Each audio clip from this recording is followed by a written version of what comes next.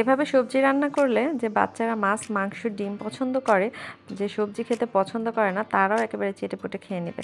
তো আসুন সবজি রান্নাটা শেয়ার করি আপনাদের সাথে। আমি আরও আজকে মাছ রান্না করব। এখানে সবজির জন্য নিয়েছি হচ্ছে মিষ্টি লাউ, আর নিয়েছি পুঁই শাক, আর হচ্ছে বেগুন, আর সাথে বিভিন্ন ধরনের ডাল তো রয়েছে।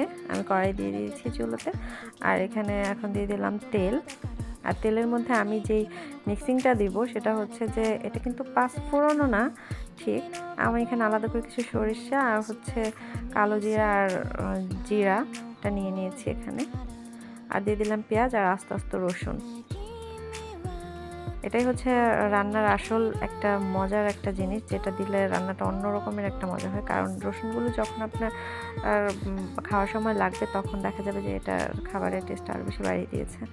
আর এখানে যে মিক্সিংটা দিয়েছি এটা রয়েছে হচ্ছে হলুদ, মরিচ, তারপর সাথে রয়েছে আমি হালকা হাফ চামচ চিনি দিয়েছি, হাফ চা চামচ, আর সব কিছু যা যা আপনারা দেন ওগুলো সবই দিয়েছি। আর ডালটাকে একটু কষিয়ে নিব। ডালটা কিন্তু ভিজিয়ে রাখতে হবে, না হলে সিদ্ধ হতে চাবে না অত বেশি। আর সবজিতে আপনারা আমি সবসময় যেটা করি সেটা হচ্ছে গরম পানি ব্যবহার করি, কারণ গরম পানি দিলে মোটামুটি সব তরকারিতেই গরম পানি দিলে কালারটা সুন্দর থাকে আর সিদ্ধ তাড়াতাড়ি হয়ে যায়। এই তো এখন এক এক করে সবজি দিয়ে দেবো। প্রথমে মিষ্টি কুমড়াটা দিয়ে দিলাম, তারপর বেগুন দিয়ে দেব, বেগুন দেব এখন। আর বেগুনের পরে এখানে দিয়ে দেবো হচ্ছে পুঁই শাক। আর এখানে খুব বেশি একটা ঝোল দেওয়া যাবে না, জাস্ট একটু কষানো অবস্থায় রাখবো আমি তরকারিটাকে, সবজিটাকে। কি সুন্দর সবুজ কালার, আর এই সবুজ কালারটা রাখার জন্যই হচ্ছে আপনাকে গরম পানি অবশ্যই ব্যবহার করতে হবে। কিছুক্ষণের জন্য এখন ঢেকে দেব।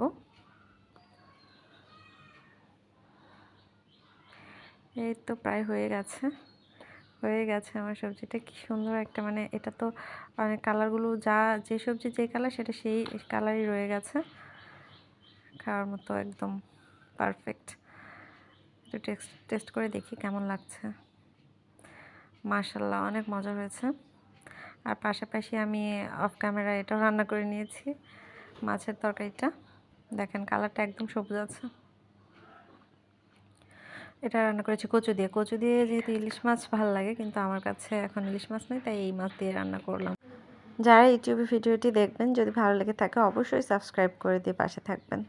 লাইক কমেন্ট তো অবশ্যই, সাথে একটা ডিম পোস্ট করে নিয়েছি, আর সবজি নিয়ে নিলাম, আর এখন মাছের তরকারিটা নিয়ে নেব। এই তরকারিটা আমার কাছে অসম্ভব ভালো লাগে, কারণ এই কচুটাই আমার কাছে মূলত অনেক পছন্দের একটা কচু। যাক, এখন খেয়ে দেখার পালা কেমন হয়েছে। পুরো ভাতে একটু লেবু চিপে নিলাম। সবজির সাথে লেবু হলে ভালো হয়, কারণ এখানে সব ধরনের ডালও রয়েছে। যাক, খেয়ে দেখা যাক। মাশাআল্লাহ, অনেক মজার হয়েছে আজকে।